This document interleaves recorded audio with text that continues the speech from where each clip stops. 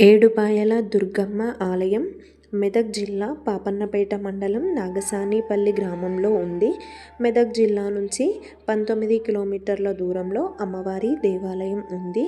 తెలంగాణ రాష్ట్రంలో ప్రసిద్ధ పుణ్యక్షేత్రంగా, పర్యాటక కేంద్రంగా పేరు పొందింది. ముందుగా మనం అమ్మవారి ఆలయానికి వెళ్ళే ముందు రాజగోపురాన్ని దర్శించుకుంటాం. భారీ వర్షాలు కురిసినప్పుడు అమ్మవారి ఉత్సవ విగ్రహాన్ని రాజగోపురంలోనే పెట్టి పూజలు నిర్వహిస్తారు. వర్షాలు తగ్గిన తర్వాత అమ్మవారి విగ్రహం మళ్ళీ మనం గర్భగుడిలో చూడవచ్చు. అంటే అమ్మవారు అక్కడే ఉంటారు. కానీ వర్షాలు ఎక్కువగా ఉన్నప్పుడు గుడి మూసేస్తారు.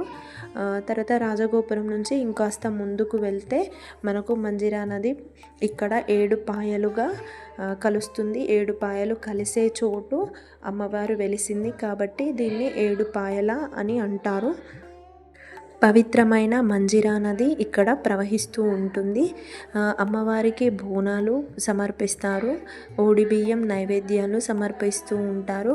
అమ్మవారి విగ్రహాన్ని నల్లసరపు రాతితో చెక్కి అమ్మవారి విగ్రహం కొట్టొచ్చినట్లు చాలా అందంగా కనిపిస్తూ ఉంటుంది. ఈ ప్రాంతం సర్పయాగ స్థల ప్రాశస్త్యాన్ని కలిగి ఉంది. ఏడుపాయలలో ఆదివారం నాడు భక్తుల రద్దీ చాలా ఎక్కువగా ఉంటుంది. ప్రతి సంవత్సరం మహాశివరాత్రి నాడు ఏడుపాయల జాతర చాలా ఘనంగా జరుగుతుంది. అమ్మవారి ఆలయం పెద్ద పెద్ద రాళ్లపైన నిర్మించబడి ఉంది.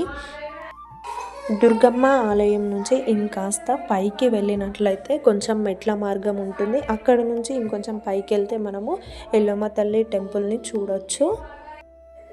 ఎంతో మహిమాన్వితమైన అమ్మవారు ఎల్లమ్మ ఇక్కడ కొలువు తీరారు.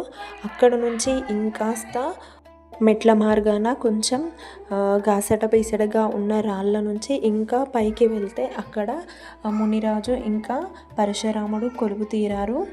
అక్కడ అమ్మవారు కాళికామాత కూడా కొలువు తీరారు.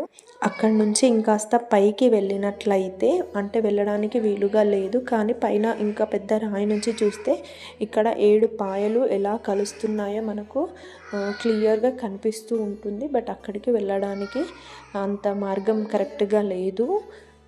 దశాబ్దాల తరబడిగా ఇక్కడ జాతర జరుగుతుండడం వల్ల ఆలయ ప్రాశస్త్యాన్ని, భక్తుల నమ్మకాన్ని దృష్టిలో ఉంచుకొని ఏడుపాయల జాతరను తెలంగాణ రాష్ట్ర ప్రభుత్వం అధికారిక ఉత్సవంగా కూడా నిర్వహిస్తుంది.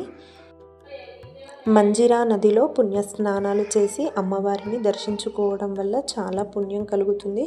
కోరిన కోరికలు తీర్చే కల్పవల్లిగా శ్రీ వనదుర్గామాత అమ్మవారు ఇక్కడ ఎంతో గొప్పగా పూజలు అందుకుంటూ ఉంటుంది.